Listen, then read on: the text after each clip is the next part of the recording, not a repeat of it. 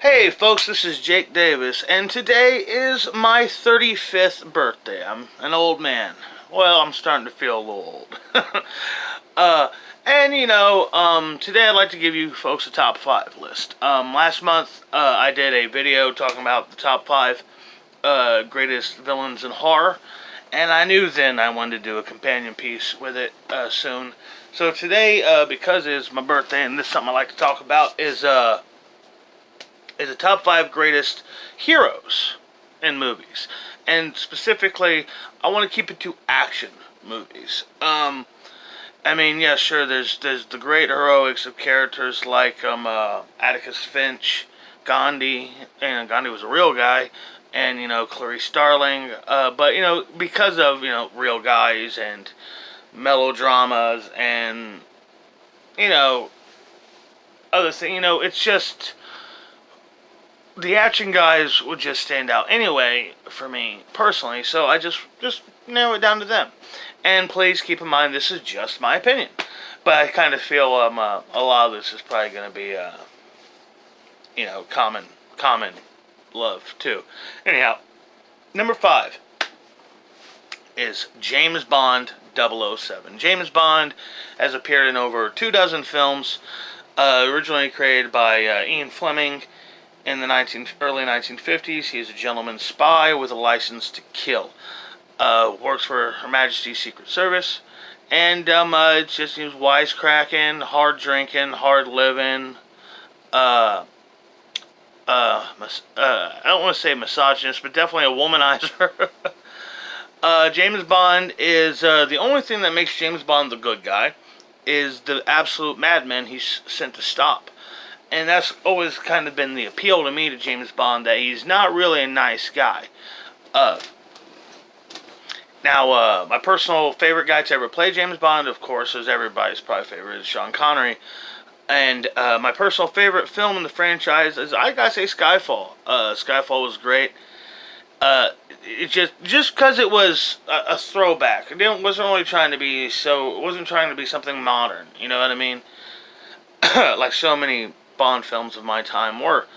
And yeah, okay, number 5, James Bond. Number 4, Detective John McClane of the New York Police Department. McClane has had 5 films, and was even though it was a book, it was a novel based on a book, a film based on a novel.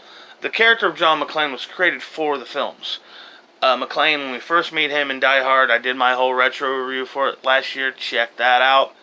John McClane is he's got a troubled marriage, but he's a loving father and he loves his wife. But he's a difficult man to be around, and all of his movies seem to always happen to him. The worst shit always happens to him on like his days off and when he's on vacation. We've never actually seen John McClane on the clock, not the cock. I was getting to, but I'm sure he was the cock of the walk. Never seen John McClane on a cock, that's for sure. Boy.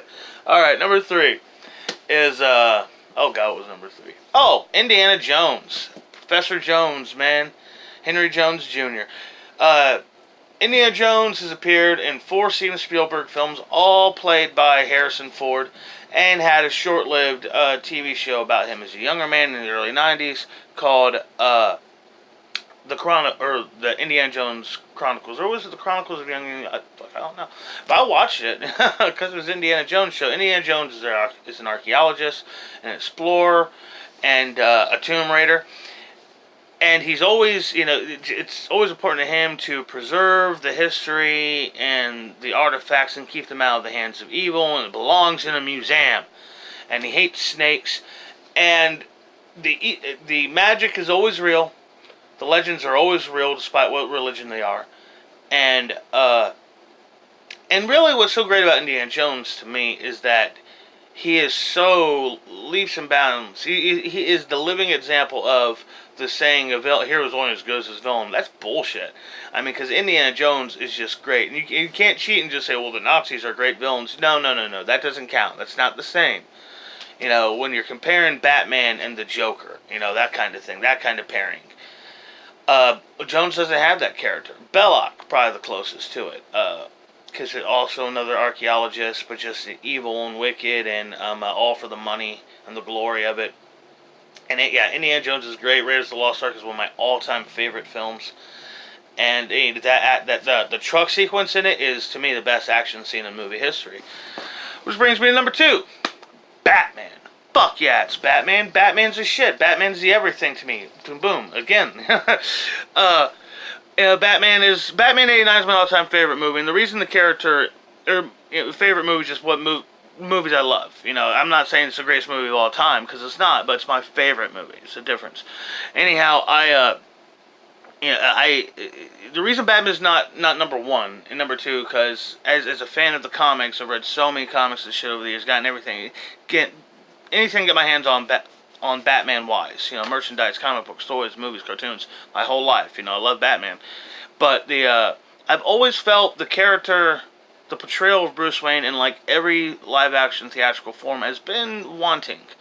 Not quite crazy enough, not quite excessive enough, and not quite brutal enough, except for maybe Ben Affleck. Ben Affleck's come the closest for sure. But Batman's, I don't even have to explain. He's a super genius. He's a billionaire. He's a playboy. He's a superhero. He is a kung fu badass. I mean, and not just kung fu. He knows like every martial arts in the world. He's a master at all of them. And then he cheats. Of course, Batman's my number 2 all-time favorite favorite action movie hero. Which brings me to number 1, and why Batman's not number 1. Because number one is Shane.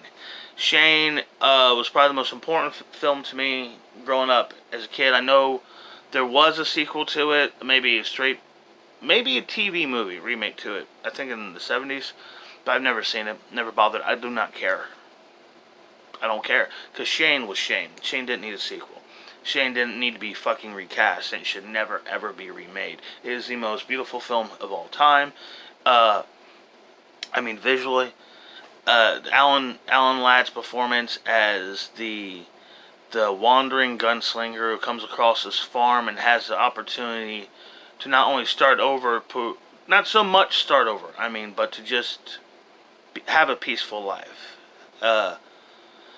And they never come out and say, I don't think they ever say the word gunfighter in the whole film. But it's, it's one of my all-time favorite movies. There's when I was a kid, I could tell you it was Shane in a frame. And the reason he is my top hero is because of his selflessness. Spoiler, the ending of, no, I'm not going to give you a spoiler. The ending of Shane is profound and important, and is the very base to me of selflessness, heroism, dignity, decency. Shane, in just one character, represented everything it means to be a strong and good person. And it stayed with me my whole life. I think it should be required viewing for people. You should see Shane by 5 or 6 years old, just in case you grow up to be a piece of shit. This might help you a little. Anyhow, yeah, that's my take on heroes. And when it comes to heroes, heroes mean more to me when it comes to watching a movie than a villain. I think a great villain can make a mediocre action film really fun, but a great hero can create a mediocre action franchise. Heroes are why I come back to the films. As much as I love my horror franchises, it's not the great intriguing mystery of Michael Myers that keeps me coming back there. It's the kills. It's blood and tits and shock and awe. In that score, of course.